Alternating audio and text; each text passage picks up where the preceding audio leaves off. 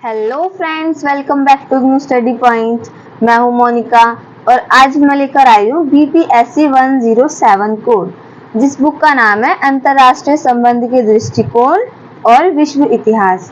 इस चैप्टर को हम बहुत ही इजीली तरीके से पढ़ेंगे। मैंने कोशिश की है एकदम पॉइंट टू पॉइंट बात लिखने की और बिल्कुल इजी लैंग्वेज में लिखने की, तो वीडियो को एंड तक देखें। अगर वीडियो पसंद आए तो उसको लाइक शेयर भी कर दें। तो सबसे पहले हम यूनिट नंबर 1 देखने वाले हैं, जिसका नाम है अंतरराष्ट्रीय संबंध की समझ। इस चैप्टर को हम थोड़ा शांति से पढ़ेंगे ताकि हमारी अंडरस्टैंडिंग क्लियर हो और आगे के चैप्टर्स हमें समझ में आए। तो सबसे पहले हम देखेंगे कि अंतरराष्ट्रीय संबंध होते क्या हैं। तो दो या दो से अधिक देशों के बीच राजनीतिक, आर्थिक, व्यापारिक कोई भी कारण हो सकता है, उनके कारण संबंधों का बनना, लेकिन देशों के बीच। ठीक है। अंतरराष्ट्रीय संबंधों के अध्ययन में हम पढ़ते क्या हैं, तो दूसरे विश्व युद्ध के बाद ये शुरू हुआ था, तो उसके बाद से हम इसके बारे में अध्ययन करते हैं। तो ये जो अंतरराष्ट्रीय संबंधों का अध्ययन है, ये क्यों प्रचलित हुआ इतना, इसके बारे में स्टडी क्यों की गई। सेकेंड वर्ल्ड वॉर से पहले तो नहीं थी। तो इसके पीछे की कहानी को हम थोड़ा सा जानते हैं। तो फटाफट से हम इसको देखते हैं कि कौन कौन सी महत्वपूर्ण घटनाएं हुई थी, जिसके बाद इसकी स्टडी भी स्टार्ट हो गई। तो 1914 की बात है, जब फर्स्ट वर्ल्ड वॉर होने वाला था। उससे पहले या उस दौरान ही शक्तियां जो बटी हुई थी वो थी ब्रिटेन, फ्रांस, एशिया, अफ्रीका। ये कुछ 4-5 कंट्रीज थी जिनका ऑल ओवर वर्ल्ड पे अपना एक वर्चस्व बना हुआ था। ठीक है। और इसके बाद जो जर्मनी है, यानी कि जो कि यूरोप में है, इसने अपनी पावर बढ़ा ली। बाकी 4-5 जनों का था, अब इसने पावर बढ़ाई जो कि यूरोप का जर्मनी था। इसकी वजह से ब्रिटेन और फ्रांस, जो कि पहले एकदम दुश्मन थे ना, वो भी दोस्त बन गए। संधि कर ली उन्होंने कि कुछ भी हो जाए, इसको तो नहीं आगे बढ़ने देंगे, जिसकी वजह से फर्स्ट वर्ल्ड वॉर हुआ था। अब नॉर्मली भी क्या होता है, अगर 4-5 लोगों का दबदबा है तो वो नहीं चाहता कि हमारे बीच में एक और कोई नया बंदा आए जो हमारे विपक्ष में खड़ा हो। तो सेम चीज ये भी यही चाहते थे, इसलिए इन्होंने इसकी पावर को रोकने के लिए फर्स्ट वर्ल्ड वॉर किया, जिसमें 1914 से 1918 तक ये चला था। अब इसमें ना दो राष्ट्र यानी कि ग्रुप्स बने थे। एक को कहते हैं मित्र राष्ट्र और दूसरा है धुरी राष्ट्र। तो जीते कौन थे, यही जीते थे और हार गई थी जर्मनी। तो जो मित्र राष्ट्र थे उनके अंदर कौन कौन से देश थे, फ्रांस, रूस और ब्रिटेन। और जो धुरी राष्ट्र थे उसमें जर्मनी, ऑस्ट्रिया, हंगरी, ऑटोमन साम्राज्य, बुल्गारिया, ये छोटे छोटे से देश शामिल थे। और ये हार गए थे और ये जीत गए थे। इसकी वजह से ना एक ऐतिहासिक संधि हुई थी। उस संधि को कहते हैं वॉयसराय की संधि। अब हार गए, हारने के बाद में इन लोगों ने तो और भी अपना वर्चस्व दिखाना शुरू कर दिया कि भाई हम तो जीत गए हैं। तो इन्होंने एक वॉयसराय की संधि करवाई और उसके बाद ना जर्मनी पे बेबुनियादी शर्तें थोपते गए, फालतू की शर्तें, जिसके परिणाम स्वरूप दूसरा वर्ल्ड वॉर भी हुआ। पहले इनको शांति नहीं मिली, अब दोबारा वर्ल्ड वॉर करवा दिया। अब दूसरा वर्ल्ड वॉर कब तक चला था, तो 1939 से लेके 1945 तक चला था। इसके बाद क्या हुआ, अब ये जो सेकेंड वर्ल्ड वॉर जो चला था, इसके अंदर 7 बड़ी महाशक्तियां थी। फिर से धुरी राष्ट्र और मित्र राष्ट्र बने थे, जर्मनी, जापान और इटली। ये कौन से हैं, ये हैं धुरी राष्ट्र इस बार। ठीक है।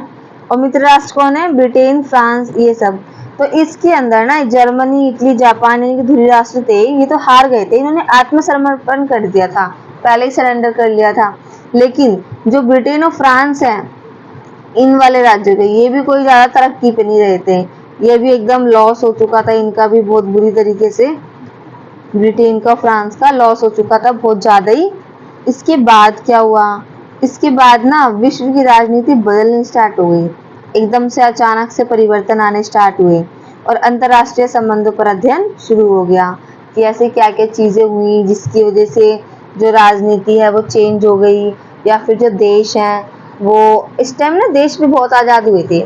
सेकेंड वर्ल्ड वॉर के टाइम पे हमारा भारत भी तो सेकेंड वर्ल्ड वॉर के टाइम पे आजाद हुआ था। कह सकते हैं अगर फर्स्ट सेकेंड वर्ल्ड वॉर ना हो रहा होता तो शायद हमारा देश थोड़ा और लेट आजाद होता। तो ये एक अच्छा रीजन भी था हमारे भारत के लिए। और काफी सारी ऐसी कंट्रीज थी जो कि नए नए देश के रूप में उभरी थी इस टाइम पे। तो बहुत ज्यादा बदलाव आ रहे थे, एकदम सब देशों की जो आर्थिक परिस्थिति थी वो बिगड़ चुकी थी, तो उनको ठीक भी करना था। तो उसके लिए रीजन जानना भी तो जरूरी था। वो रीजन जानने के चक्कर में नहीं, यह अध्ययन स्टार्ट हो गया इसका। अब क्या हुआ, जो द्वितीय विश्व युद्ध था, सेकेंड वर्ल्ड वॉर था, इसके बाद में 1950 में 1950 में पहली बार उपनिवेशीकरण हुआ। देखो उपनिवेशीकरण क्या होता है, किसी देश पर कब्जा कर लेना, ठीक है। और उपनिवेशीकरण यानी उस पे से जो भी कब्जा था वो हट जाना, देश का आजाद हो जाना। तो बहुत बड़े पैमाने पे अलग अलग देश आजाद होने लग गए थे और सिर्फ दो शक्तियां रह गई थी। वो कौन सी शक्तियां रह गई थी, अमेरिका और सोवियत संघ। अब 1945 से लेके 1990 का टाइम ये रहा। तो हमने कहाँ से स्टार्ट किया, 1914 से स्टार्ट किया। 1914 से लेके 1918 तक फर्स्ट वर्ल्ड वॉर, 1939 से लेके 45 तक सेकेंड वर्ल्ड वॉर, अब 45 से 90 तक यहाँ पे चलेगा कोल्ड वॉर यानी कि शीत युद्ध। अब इसके दौरान क्या हुआ था, ऐसी कोई डायरेक्ट लड़ाई तो नहीं हो गई थी, लेकिन अपनी शक्तियों को दिखाने के लिए बहुत वर्चस्व बढ़ाया गया था। आगे चल के इन दोनों में लड़ाइयाँ हुई, इनकी विचारधारा के बीच में। अमेरिका थी पूंजीवाद यानी कि प्राइवेटाइजेशन को, वैश्वीकरण को, उदारीकरण को, इन सब चीज़ों को प्रमोट करती थी। जबकि जो सोवियत संघ है ये साम्यवाद यानी कि गवर्नमेंट पॉलिसीज को ज़्यादा सपोर्ट करता था। अब लास्ट में हुआ क्या, लास्ट में अमेरिका की जो पूंजीवादी व्यवस्था थी वो ज़्यादातर जीत गई और जो सोवियत संघ था इसका 1990 में विघटन हो गया। विघटन होने के बाद अब क्या हुआ, अब फिर से बहुत सारी महाशक्तियां उभरी और जो हमारा देश था वो बहुध्रुवीय बन गया। जब कोई एक देश पूरे वर्ल्ड पे राज करता है उसको एक ध्रुवीय कहते हैं, जब कोई दो करते हैं तो दो ध्रुवीय कहते हैं, जब बहुत सारे अपने अपने राज्य संभालने लग जाते हैं तो हम उसको बहुध्रुवीय कहने लगते हैं। आई होप समझ में आ रहा होगा यहाँ तक। अब ये तो थी हमारी छोटी सी एक स्टोरी समरी, जो कि अध्ययन करना शुरू क्यों हुआ उससे पहले की हमने कहानी को जान लिया। अब हम देखेंगे अंतर्राष्ट्रीय संबंध की समकालीन चिंताएं। हमने अब तक देख लिया था कि जो 1990 तक की घटना थी वो क्या हुआ और अध्ययन क्यों शुरू हुआ था। अब इसके बाद हम देखेंगे कि चिंताएं क्या क्या रही, क्या क्या प्रॉब्लम्स आई आगे। तो राष्ट्र राज का स्वरूप वर्तमान में बदल रहा है। अभी राष्ट्र राज क्या होते हैं, तो सबसे पहले तो जो पहले की हमारे व्यवस्था थी उसके अंदर कोई अपना अपना सीमाएं सीमित नहीं थी कि इतना मेरा एरिया है और इसके अंदर मैं अपना शासन करूँगा। पहले एक देश जो ज़्यादा वर्चस्व वाला होता था वो बाकी देशों को ना अपना उपनिवेश बना लेता था और उनके तहत अपना काम करता रहता था। लेकिन अब क्या हुआ, धीरे धीरे करके एक राष्ट्र राज्य बना, अपनी अपनी सबने सीमाएं संभाली, नए नए रूल्स एंड रेगुलेशंस बनाए, संविधान बनाए और इसका भी स्वरूप न बदलता जा रहा है। तो कैसे वो हम देखेंगे आगे, लेकिन एक ओवरव्यू है। विश्व राजनीति में क्या क्या परिवर्तन आ रहे हैं ये भी देखेंगे हम। आर्थिक चुनौतियां क्या हैं, यूएनओ जैसी संस्थाओं में क्या बदलाव करना चाहिए, वो बदलाव जरूरी है कि नहीं, ये भी हम देखेंगे। तो फटाफट से स्टार्ट करते हैं संरचनात्मक परिवर्तन से लेकर कि संरचना में क्या परिवर्तन हुआ। तो राष्ट्र राज का बदलता स्वरूप अभी हमने देखा इसके बारे में, कि इसके बारे में हम बात करने वाले हैं। तो 1950 में उपनिवेशीकरण हुआ था, आपने जान लिया था पहले ही। इसके बाद में राष्ट्र राज का उदय हुआ यानी कि छोटे छोटे जो देश थे वो आज़ाद हुए और अपना अपना राष्ट्र उन्होंने बनाया। ये अभी कैसे थे, ये विकासशील थे क्योंकि इनको पूरा लूट लिया गया था, फुल विकासशील थे ये। अब इनको डेवलपमेंट की जरूरत थी, इनको विकसित होने की जरूरत थी और इनके आर्थिक विकास बहुत ज़्यादा मतलब अनिवार्यता थी कि यहाँ पे लोग भूखे तक मर रहे थे, भूखमरी थी, इतनी इतनी प्रॉब्लम थी। अपने भारत में भी आप देख सकते हो कि आज़ादी के बाद में भी जो पहली पंचवर्षीय योजना थी वो कृषि के ऊपर बनाई गई थी ताकि जो देश के अंदर हालात हैं वो ठीक किए जा सके। तो बिल्कुल सभी देशों के हालात बिल्कुल ऐसे ही हो रखे थे। अब क्या हुआ, जो वैश्विक राजनीति में संरचनात्मक परिवर्तन, अब वैश्विक राजनीति में देखेंगे। नॉर्मल संरचना पता लग गई हमें, देश आजाद हो गए थे। अब वैश्विक राजनीति में जो फर्स्ट वर्ल्ड वॉर था उसके बाद सेकेंड वर्ल्ड वॉर की बात करें। फर्स्ट वर्ल्ड वॉर में भी मैंने आपको बता दिया, ब्रिटेन और फ्रांस वगैरह, जर्मनी वगैरह इन सब में लड़ाई थी। सेकेंड वर्ल्ड वॉर में भी ब्रिटेन और फ्रांस ये दो महाशक्तियां थी। ठीक है, बात कर रहे हैं महाशक्तियां की। अगर सेकेंड वर्ल्ड वॉर के बाद में पूछे तो आप बताओगे अमेरिका और सोवियत संघ। लेकिन अगर क्वेश्चन पूछे कि जो सेकेंड वर्ल्ड वॉर है उससे पहले की दो महाशक्तियां कौन कौन से देश थे, तो वो थी ब्रिटेन और फ्रांस। ठीक है, इनके बीच सेकेंड वर्ल्ड वॉर हुआ था और इनके बीच कोल्ड वॉर हुआ था।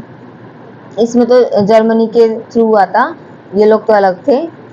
नेक्स्ट है, अब अमेरिका ने सैन्य समूह बनाए। अब क्या हुआ, इसके बाद तो अमेरिका और सोवियत संघ ही रह गए ना।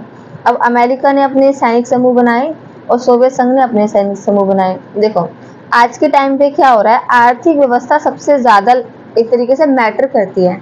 अगर कोई भी देश है, उसका जो आर्थिक व्यवस्था है वो अच्छी नहीं है तो उसका असर सब पे पड़ेगा, क्योंकि सब अभी इस टाइम डिपेंडेंट हो रखे हैं एक दूसरे के ऊपर। लेकिन पहले ऐसा नहीं था, पहले सब सैनिक समूह देखे जाते थे, जिसकी सेना अच्छी है वो लड़ाई करता था और दूसरे देश को अपना लेता था। लेकिन अब ऐसा नहीं है। तो उस टाइम पे क्या हुआ, अमेरिका ने सैनिक समूह बनाए, नाटो, सीटो, सेंटो, ये कुछ ऐसे ग्रुप्स बनाए कि इन देशों के बीच में किसी पे भी हमला होगा तो मिलकर क्या करेंगे, उन पर अटैक करेंगे, उनका रिप्लाई करेंगे।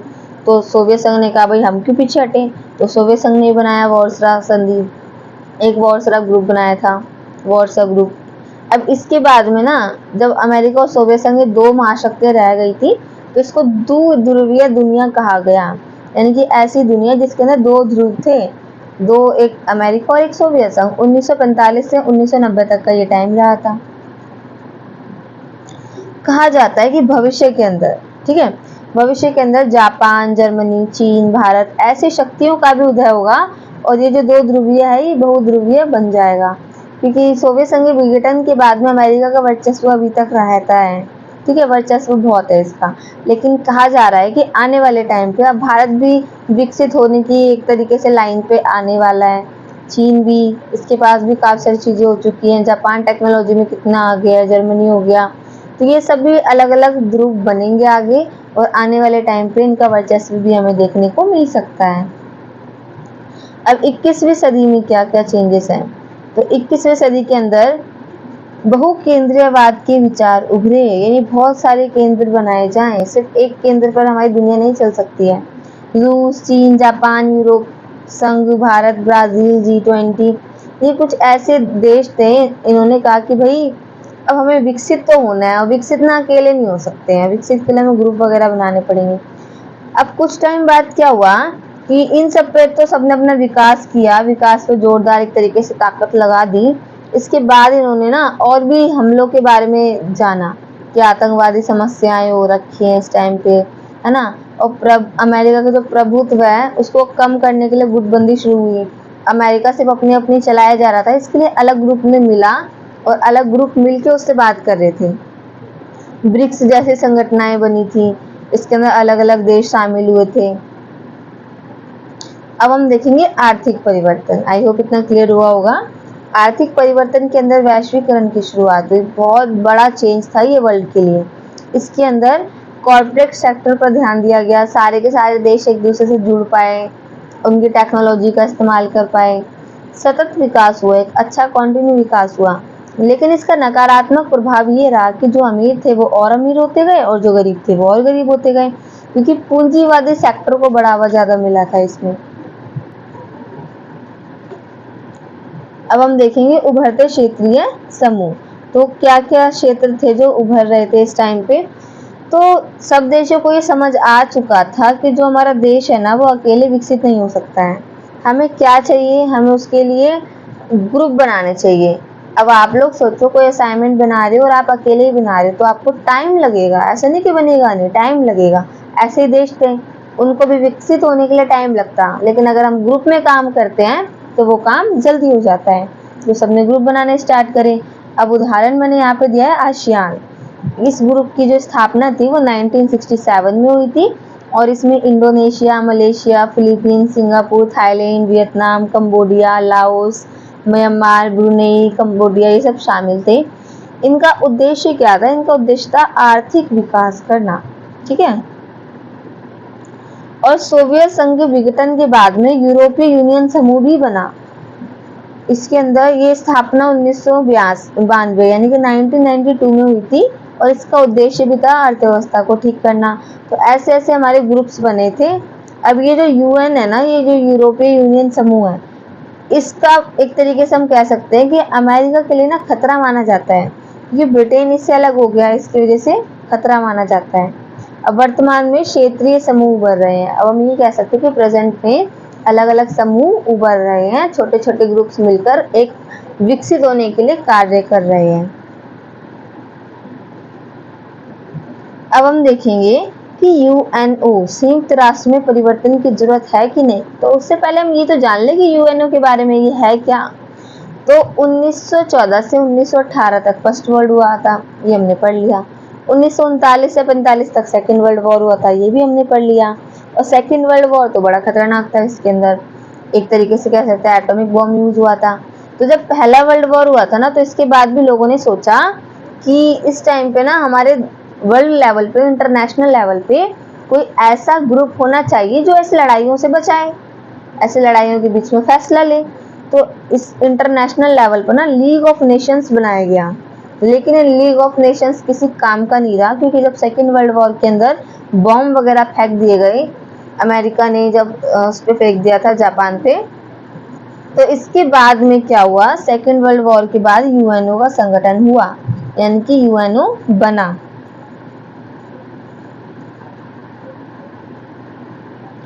अब जो यूएनओ के बारे में थोड़ा सा समरी है, तो यूएनओ की स्थापना 24 अक्टूबर 1945 में हुई थी।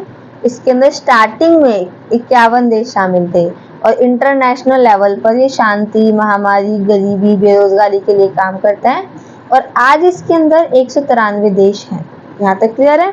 6 ब्रांचेस बनाई गई हैं इसकी: महासभा, सुरक्षा परिषद, अंतर्राष्ट्रीय न्यायालय, न्यायशिता परिषद, सामाजिक आर्थिक परिषद और सचिवालय।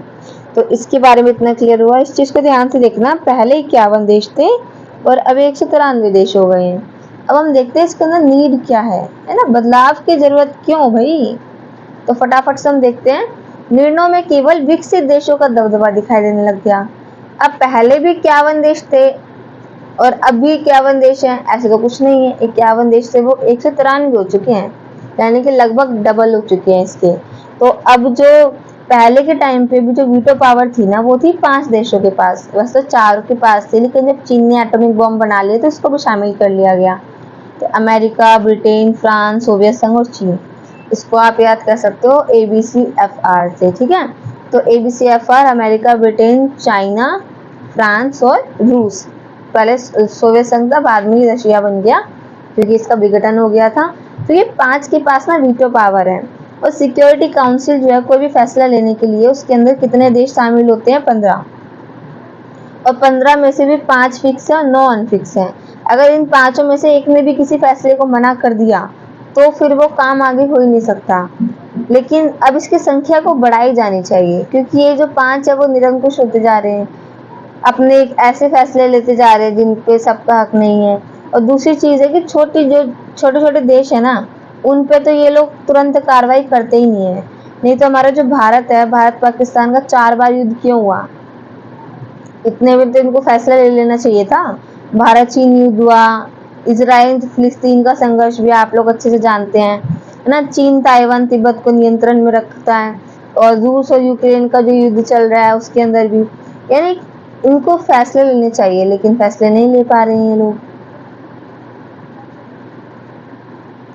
अब नेक्स्ट है परमाणु प्रसार की समस्या।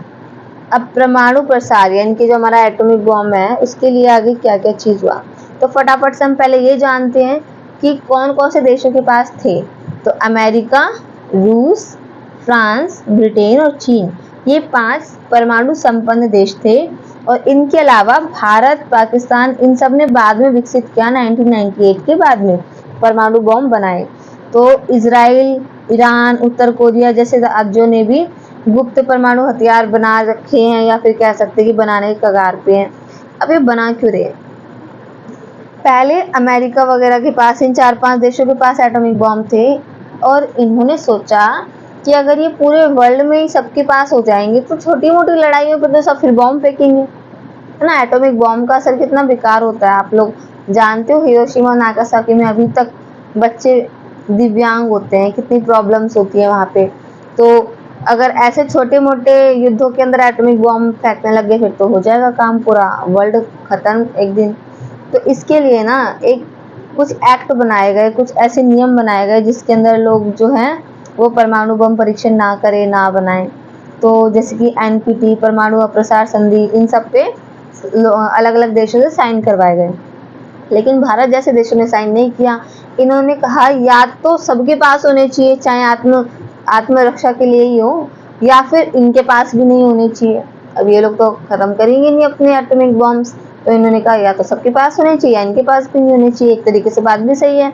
अब इनके पास रहेगी तो भाई ये तो यही चाहते हैं ना कि 4-5 देश पूरे वर्ल्ड पे कब्जा कर लें, लेकिन ऐसा नहीं हो पाया। अब कुछ इस टाइप के जो खतरे होते हैं इनको हम पारंपरिक खतरे कहते हैं। इनके आगे काफी एक्ट हुए, CTBT एक्ट हुआ है, तो इन एक्ट्स के बाद में धीरे धीरे करके इस परिस्थिति को भी संभाल लिया गया।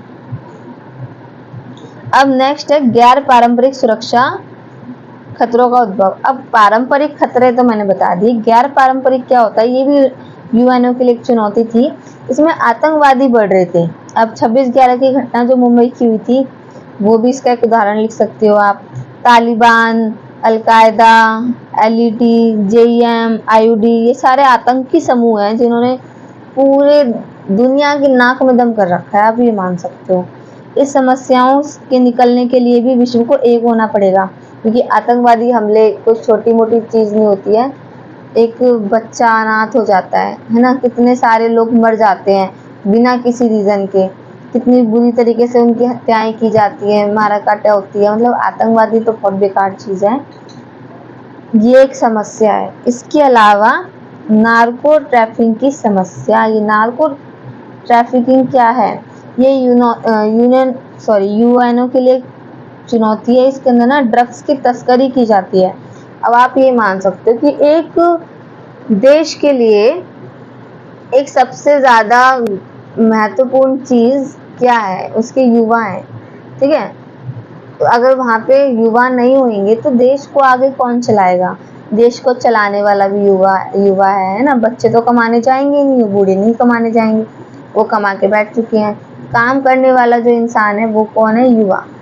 तो उस युवा के जो कि पढ़ने के टाइम पे, लिखने के टाइम पे, पैसे कमाने के टाइम पे, अपने देश को आगे बढ़ाने के टाइम पे अगर नशे करके किसी नाली में पड़ा होगा, तो आप देख सकते हो कि एक देश का क्या ही भविष्य होगा। एक देश का भविष्य उसके नागरिकों से बनता है। तो ये तस्करी वगैरह को भी रोका जाना चाहिए। तो यूएनओ के लिए कुछ 4-5 प्रॉब्लम्स की चुनौतियां हैं जिसके बारे में हमने यूनिट 1 में कवर कर लिया है। अगर आपको वीडियो पसंद आई हो तो इसको लाइक, शेयर एंड सब्सक्राइब करना ना भूलें। Thank you.